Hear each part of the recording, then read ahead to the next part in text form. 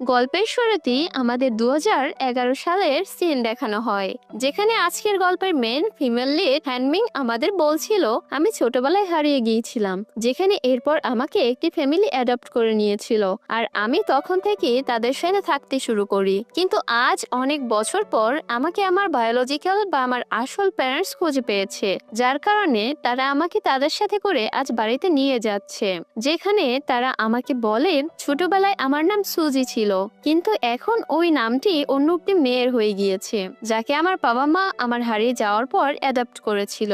এদিকে আমি অনেক খুশি ছিলাম, কারণ আমি ভেবেছিলাম আমার বায়োলজিক্যাল ফ্যামিলির সাথে আজ থেকে এটা আমার নতুন জীবন হবে। কিন্তু আমার বাড়ি আসতেই সুজি নামের ওই অ্যাডপ্ট করা মেয়েটি ড্রামা শুরু করে। এদিকে সুজি আমার ফিরে আসাতে একদমই খুশি ছিল না, এজন্য সে তখন অসুস্থ হওয়ার নাটক করতে শুরু করে, যার কারণে তাকে নিয়ে সবাই তখন হসপিটালে চলে যায়।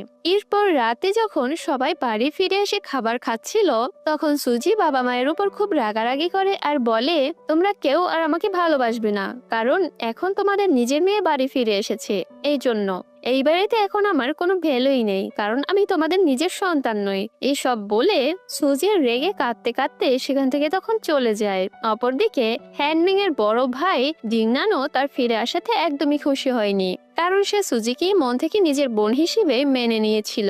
এজন্য সে চায় না আমি এই বাড়িতে থাকি আর সুজি আমার জন্য কষ্ট পাক। এজন্য ডিংনান তখন তার মা বাবাকে বলে যে আমার ফ্রেন্ড ইয়াংসের বাড়ি খালি পড়ে আছে, আজ থেকে হ্যানমিং ওখানেই থাকবে। যেটা শুনে তখন বাবা তাকে এটা করতে মানা করে আর বলে, তুমি তোমার বোনকে এটা কিভাবে বলতে পারো, এই বাড়ি তারও, তোমাকে দুই বোনকে সমান রেসপেক্ট দিতে হবে। কিন্তু ডিংনান এদিকে শুধু সুজিকে নিয়েই ভাবছিল, যেটা দেখে হ্যানমিং তখন পাশের বাসা ইয়াংসির বাসাতে থাকতে তখন রাজি হয়ে যায়। আর বাবাকে এই বিষয়ে হ্যানমিং তখন রাজি করিয়ে ফেলে, যাতে এই বাড়িতে তার কারণে কোনো প্রবলেমই ক্রিয়েট না হয়।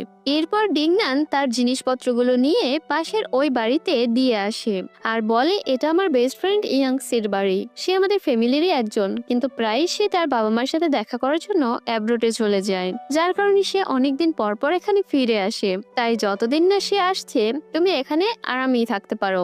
যেটা শুনে হেনমিংও এতে তখন রাজি হয়ে যায়, আর এরপর ডিংনান সেখান থেকে তখন চলে যায়। এরপর রাতের বেলা হেনমিং ওই ফ্যামিলির ফটো হাতে নিয়ে কাঁদছিল, যারা তাকে ছোটবেলায় অ্যাডাপ্ট করেছিল, যাদের সাথে সে ছোটবেলা থেকেই ছিল।